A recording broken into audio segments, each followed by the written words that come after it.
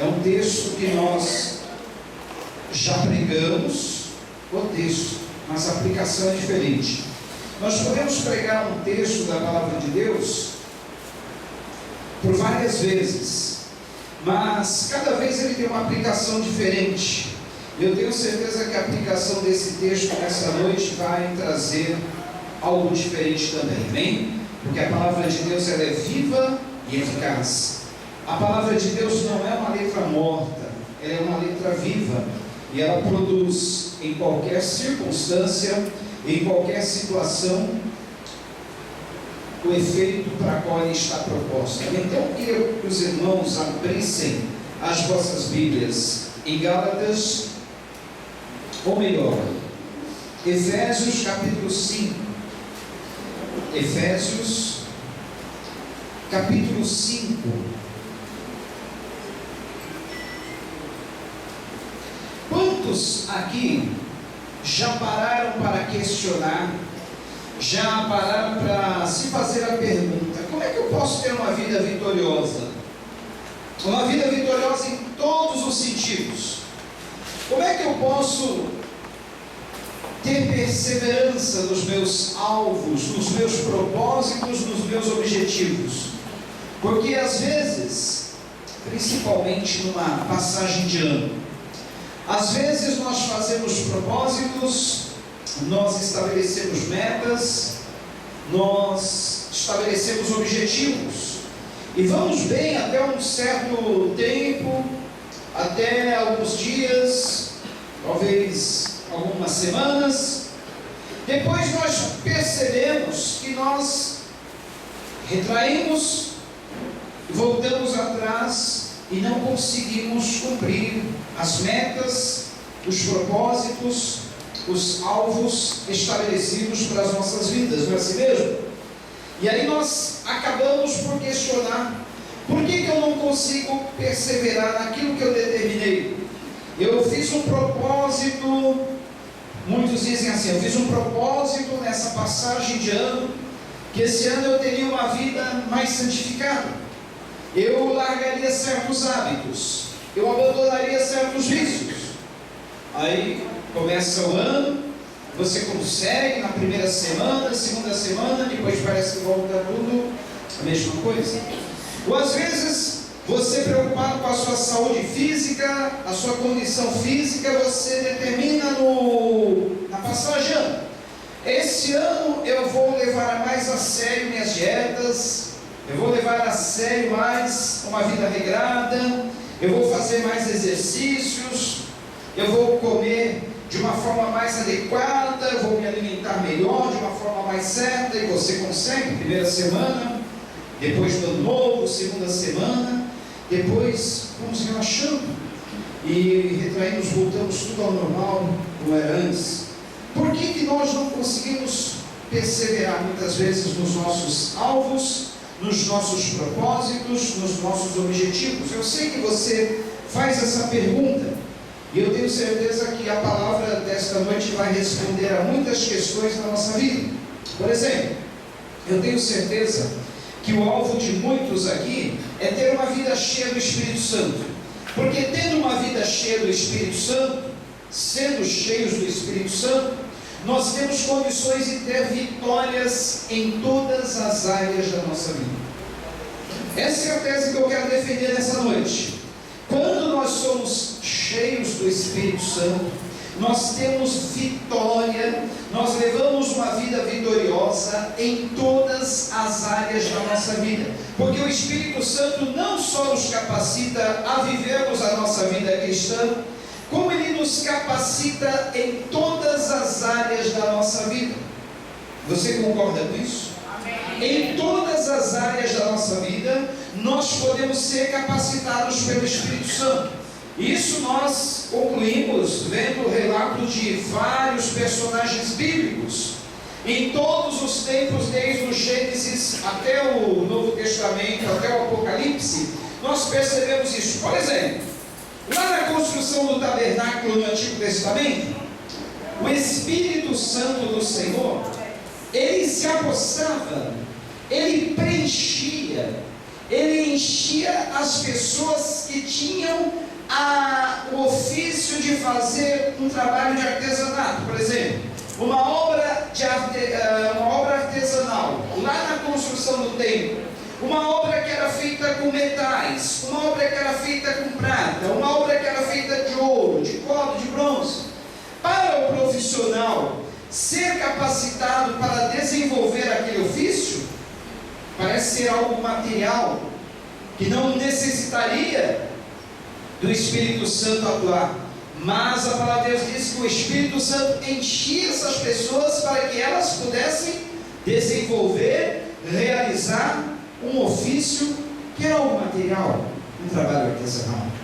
Então nós podemos concluir que o Espírito Santo é o Espírito capacitador, o Espírito de poder, que Ele nos capacita em todas as áreas da nossa vida. Você pode se sair bem na sua vida material, na sua vida, tanto na vida espiritual como na vida material, na sua vida sentimental, na sua vida estudantil, na sua vida profissional. Em todas as áreas da nossa vida nós podemos ser bem-sucedidos, sendo cheios do Espírito Santo. Agora, se a questão é ser cheios do Espírito Santo, afinal, como é que nós podemos ser cheios do Espírito Santo? Eu pensei bastante nessa questão esses dias, e lembrando fatos que eu já vi acontecer nesses 30 anos de ministério. São 30 anos de ministério que nós temos. Eu já vi coisas e mais coisas. Eu já vim de um meio pentecostal, já passei pelo meio tradicional. Hoje nós estamos, vamos dizer, no meio termo, nem tanto para o extremismo pentecostal e nem tanto para o extremismo tradicional. Vamos dizer que nós estamos tentando chegar a um ponto de equilíbrio.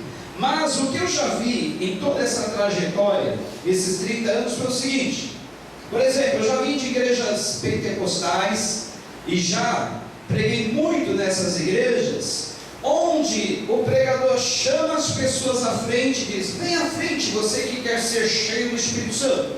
E a pessoa, no momento daquele calor, no momento daquela emoção, o pregador, o pastor coloca as mãos sobre a cabeça da pessoa, e a pessoa se enche de emoção, às vezes se enche do Espírito Santo, sim, também, mas saiu dali, dobrou a esquina, no dia seguinte volta tudo ao normal, e às vezes pior. Eu já vi casos de pessoas que numa noite foram cheias do Espírito Santo, e realmente foram, receberam até dons do Espírito Santo, tiveram manifestações extraordinárias, e no dia seguinte cometeram os mais terríveis pecados. Como é que pode ser isso? Afinal, como é que nós somos cheios do Espírito Santo? Como é que nós podemos manter esse enchimento ou essa plenitude do Espírito Santo em nós? Eu tenho certeza que cada um aqui quer saber como. E eu cheguei a uma conclusão, analisando, pensando, revendo os casos que aconteceram em todos os 30 anos e analisando biblicamente, e eu cheguei à seguinte conclusão: a vida cheia do Espírito Santo, ela ocorre da seguinte maneira. Não é, num momento nós podemos até ser cheios do Espírito Santo, num momento de unção do culto, numa oração, no meio de um louvor, mas esse enchimento que eu recebi naquele momento não é a garantia que eu vou estar cheio a semana toda, que eu vou estar cheio do Espírito Santo no dia seguinte todo. Não é a garantia que nas próximas horas eu vou estar cheio do Espírito Santo. Sabe por quê? O enchimento do Espírito Santo pode acontecer no momento, mas para mantê-lo é a cada instante, a cada momento, a cada decisão que nós tomamos e a cada escolha que nós fazemos. Por exemplo, muito bem, eu fui cheio do Espírito Santo aqui no culto, mas durante a semana, para me manter, eu tenho que fazer as escolhas certas, eu tenho que tomar as decisões corretas, eu tenho que tomar também as atitudes certas. E é isso que nós vamos ver nessa mensagem. Gálatas 5, capítulo 16, Efésios 5, os versículos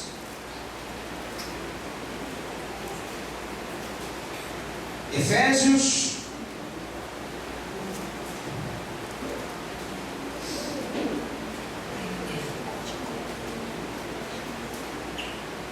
cinco, 1 a 21. É um texto um tanto longo, mas é bom que nós leamos ele todo. Hoje eu quero que você abra bastante a sua Bíblia, analise bastante esses versículos que nós vamos ver. Afinal, nós tivemos um desafio tão grande para chegarmos aqui e nos reunirmos, né? Então esse tempo que nós vamos passar junto tem que valer a pena, tem que compensar. Já tivemos um louvor delicioso, maravilhoso, cheio de unção, nos enchemos, mas agora a palavra de Deus vai ter que produzir alguma coisa muito boa na tua vida, alguma coisa que venha marcar você, alguma coisa que não seja só de momento aqui, mas alguma coisa que sirva para o resto da sua vida, que possa ser inclusive um marco na sua vida, até hoje e de hoje para frente. Eu tenho certeza que se você se conscientizar disso, que nós vamos falar nessa noite, a tua vida daqui para frente vai mudar muito. Tem mudado para mim. A partir do momento que eu comecei a me conscientizar disso, que ser cheio do Espírito Santo é uma decisão que nós tomamos, é uma escolha que nós fazemos de acordo com as nossas atitudes, de acordo com as decisões que nós tomamos, de acordo com as escolhas que nós fazemos, correto?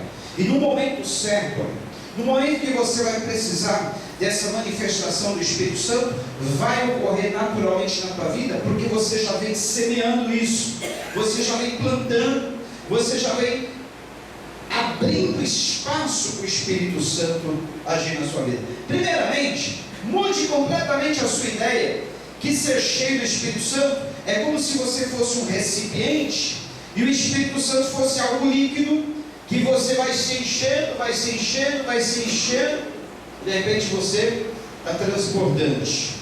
Não é bem assim. O enchimento do Espírito Santo, isso às vezes nós usamos como uma figura, uma analogia. Olha, suponhamos que você é um recipiente, você é um vaso, e esse vaso é cheio de líquido, até transbordar, e quando você está transbordante, então você está pleno, você está cheio.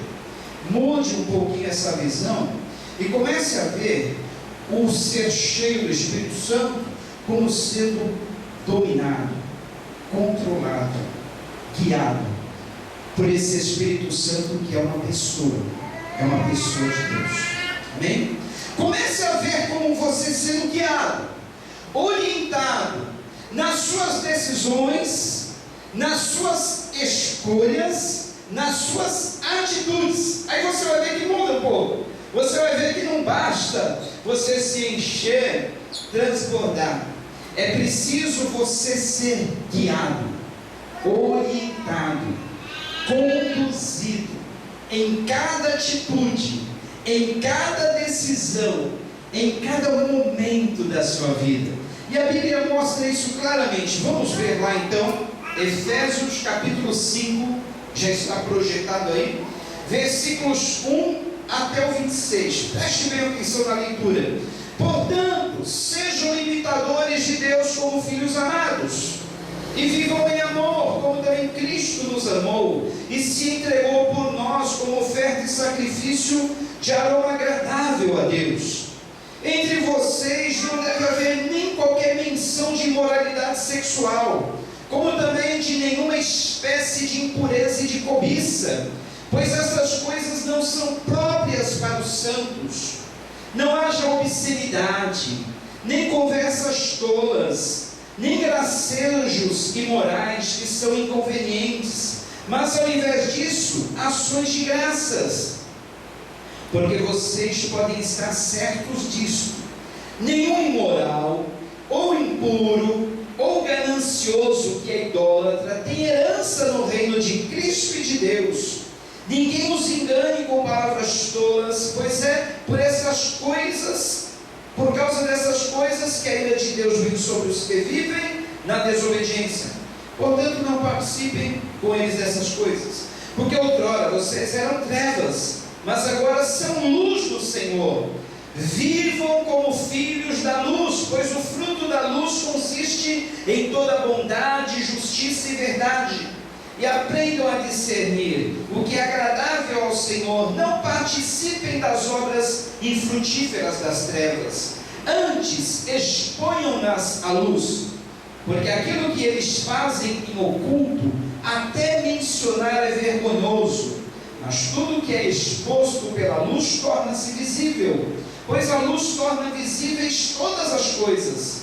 Por isso é que foi dito: desperta, ó tu que dormes, levanta-te dentre os mortos, e Cristo resplandecerá sobre ti.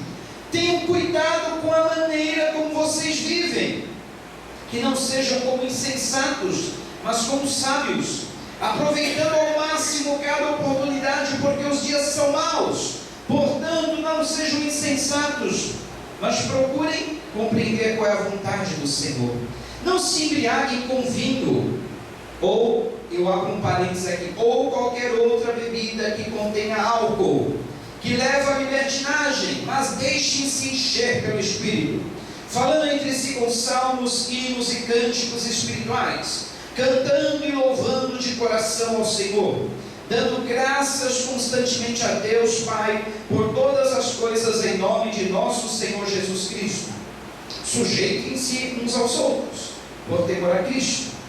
Mulheres, sujeite-se cada um a seu marido, como ao Senhor, pois o marido é o cabeça da mulher, como também Cristo é o cabeça da igreja, que é o seu corpo, do qual ele é o Salvador. Assim como a igreja está sujeita a Cristo, também as mulheres estejam em tudo sujeitas a seus maridos. Maridos, ame cada um sua mulher, assim como Cristo amou a igreja e entregou-se por ela, para santificá-la, tendo-a purificado pelo lavar da água mediante a palavra, e para apresentá-la a si mesmo como igreja gloriosa, sem mancha nem ruga, ou coisa semelhante, mas santa e inculpável. Da mesma forma, os maridos devem amar cada um sua mulher, como a seu próprio corpo. Quem ama a sua mulher ama a si mesmo. Além do mais, ninguém jamais odiou o seu próprio corpo, antes o alimenta e dele cuida, como também Cristo faz com a igreja, pois somos membros do seu corpo. Por essa razão, o homem deixará pai e mãe e se unirá à sua mulher, e os dois se tornarão uma só carne. Este é o mistério profundo. Refiro-me, porém, a Cristo e a igreja. Portanto, cada um de vocês ame sua mulher como a si mesmo, e a mulher trate o marido com todo respeito. Vamos orar. Senhor nosso Deus, nós queremos agradecer-te pela tua palavra, que é viva, infalível e eficaz, pelo teu amor pelas nossas vidas, por querer nos ensinar sempre e nunca nos deixar enganados, pela tua palavra que sonda o nosso coração, sabe do que precisamos e é apta, é útil para produzir em nossa vida aquilo que ela está proposta. Muito obrigado, Senhor, que esta palavra venha tocar fundo em cada coração e produzir, Senhor, mudanças de atitudes, mudanças de mente, Pai, mudanças de coração, e que assim possamos ser cheios do Espírito Santo, cheios do teu Espírito Santo, não por um momento, não por alguns instantes, mas levando uma vida assim, Pai, cheia, em nome de Jesus. Amém. Porque você já parou para pensar, já se perguntou, por que o texto que fala sobre ser cheio do Espírito Santo está ligado diretamente ao texto que fala sobre os deveres conjugais? Aliás, queridos, vocês sabem que originalmente a Bíblia não tinha nenhum desses títulos e subtítulos, correto? Esses títulos e subtítulos que você vê aí na sua Bíblia, vida em comunidade, antes do versículo 22, deveres conjugais. Depois, no capítulo 6, deveres de pais e filhos. Depois, deveres de escravos e senhores. Não tinha, no original não tem nada dessas divisões, nem de capítulos, nem de versículos e nem de títulos, correto? Então o texto é uma carta. A carta aos Efésios, ela é contínua, desde o capítulo 1 até o último capítulo, até o último versículo, é uma carta escrita continuamente, sem capítulos, sem versículos, sem títulos, sem subtítulos. Isso todos os livros e cartas da Bíblia. Mas por que então, pastor? Se no original não existe essa divisão de capítulos, versículos, títulos, subtítulos, por que na nossa Bíblia atual tem? Simples, para facilitarmos na localização do estudo. Por exemplo, Seria muito difícil eu dizer para você assim: olha, hoje nós vamos ler aquele texto da carta de Paulo aos Efésios que está na página 1100. Na minha Bíblia, como existem vários tamanhos, existe Bíblia letra pequena, letra média, letra grande, letra gigante, extra gigante. Na minha Bíblia talvez vai estar na página 1100. Na tua Bíblia talvez vai estar na página 1500. E outra Bíblia vai estar na página 900. Então seria uma dificuldade.